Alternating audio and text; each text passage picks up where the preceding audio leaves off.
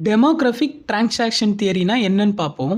இந்த தியரியில் என்ன சொல்ல வராங்கன்னா, பாப்புலேஷன் growth மக்கள் தொகை வளர்ச்சிக்கும் எக்கனாமிக் டெவலப்மெண்ட் பொருளாதார வளர்ச்சிக்கும் இருக்கக்கூடிய தொடர்பை பற்றி பேசுகிறது தான் டெமோகிராஃபிக் டிரான்சாக்ஷன் தியரி. இந்த தியரியோட ஐடியாங்கிறது எதை பேஸ் பண்ணி வருதுன்னா, அட்வான்ஸ் டெக்னாலஜி, எஜுகேஷன் இது மூலியமாக பொருளாதாரம் வளரும்போது அந்த டைம் பீரியடில் பெத் அண்ட் டெத் ரேட் பிறப்பு மற்றும் இறப்பு வீதம் எப்படி இருக்கும் அந்த சொசைட்டிலங்கிறத பார்க்கறது தான் இந்த தியரி. இந்த டெமோகிராஃபி டிரான்சாக்ஷனுங்கிறது 4 ஸ்டேஜஸாக நடக்குது. அது என்னெல்லாங்கிறத டயக்ராமோட பார்ப்போம். எக்ஸ் ஆக்சிஸில் டைம் காலத்தை எடுத்திருக்காங்க, ஒய் ஆக்சிஸில் பெத் அண்ட் டெத் ரேட் பிறப்பு மற்றும் இறப்பு வீதத்தை எடுத்திருக்காங்க. இதில் முதல்ல போகக்கூடிய இந்த லைன் தான் பெத் ரேட் பிறப்பு வீதம். அதுக்கு கீழே ஆரம்பிக்கக்கூடிய இந்த லைன் தான் டெத் ரேட் இறப்பு வீதம்.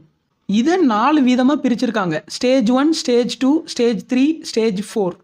இது ஒன்று ஒன்றா உள்ளே என்ன இருக்குங்கிறத பார்ப்போம். ஸ்டேஜ் 1 இந்த டைம் பீரியடில் நம்மளோட சொசைட்டி எப்படி இருக்குன்னா, பெத் ரேட்டும் அதிகமாக இருக்கும், டெத் ரேட்டும் அதிகமாக இருக்கும். ஆனால் இறப்பு வீதத்தை விட பிறப்பு வீதம் அதிகமாக இருக்கும். இதுக்கு ஒரு எடுத்துக்காட்டாக நம்மளோட கிராண்ட் ஃபாதர் கிராண்ட் மதரை எடுத்துக்கலாம். அந்த டைம் பீரியடில் அவங்களுக்கு நிறைய சைல்டு இருக்கும். 7 குழந்தைங்க 8 குழந்தைங்கலாம் ஒரு வீட்டில் இருந்திருப்பாங்க. அதே மாதிரி டெத் ரேட்டும் அங்கே இருந்திருக்கும், இறப்பு வீதமும் அந்த டைமில் இருந்திருக்கும். காரணம் என்னென்னா, அந்த டைமில் நிறைய டெக்னாலஜி இல்லை. புதுசாக ஏதாவது ஒரு நோய் வந்ததுன்னா அதுக்கான மருந்தை கண்டுபிடிக்க ரொம்ப லேட் ஆகும், இல்லைன்னா மருந்தே கண்டுபிடிக்க முடியாமல் ஆயிரும். எதனாலனா அந்த டைமில் அட்வான்ஸ் டெக்னாலஜி நம்மள்கிட்ட கிடையாது. இதனால தான் டெத் ரேட்டும் கூடியிருக்கு. ஆனால் பெத் ரேட் பிறப்பு வீதத்தோட கம்மியாக தான் இருக்குது டெத் ரேட். இந்த ஸ்டேஜை தான் ப்ரீ டெவலப்மெண்ட் ஸ்டேஜுங்கிறாங்க. இதுதான் ஸ்டேஜ் 1. இதுக்கு அடுத்து வரக்கூடிய ஸ்டேஜ் தான் ஸ்டேஜ் 2. இதில் என்ன நடக்கும்னா, பெத் ரேட் பிறப்பு வீதம் அதே அளவில் தான் இருக்கும், ஆனால் டெத் ரேட் இறப்பு வீதங்கிறது பயங்கரமாக குறையும்.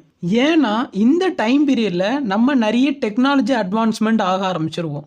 இது மூலியமாக மருந்து மாத்திரைகளை தயாரித்து நம்ம நோய்கள்லேருந்து வெளியே வந்துடுதோம். இதனால தான் டெத் ரேட்டுங்கிறது இதில் ரொம்ப குறைஞ்சிருக்கும். இதெல்லாம் தான் ஸ்டேஜ் 2, ஹை பெத் ரேட், ஃபாலிங் டெத் ரேட்.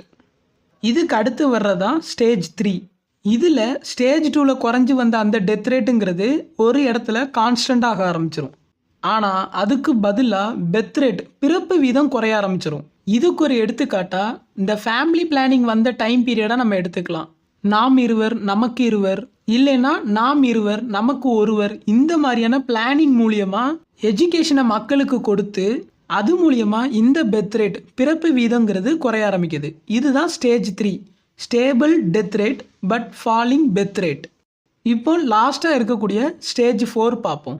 இதில் பெத் அண்ட் டெத் ரேட் பிறப்பு மற்றும் இறப்பு வீதங்கிறது இதில் ஸ்டேபிள் ஆக ஆரம்பிச்சிடும், எந்த ஒரு மாற்றமும் இருக்காது.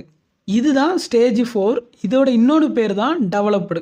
மொத்தத்தில் இந்த தியரி என்ன சொல்ல வருதுன்னா, ஒரு காலப்போக்கில் பொருளாதாரத்தில் பெத் ரேட் பிறப்பு வீதமும் டெத் ரேட் இறப்பு வீதமும் எப்படி இருக்குங்கிறத சொல்கிறது தான் டெமோகிராஃபிக் டிரான்சாக்ஷன் தியரி.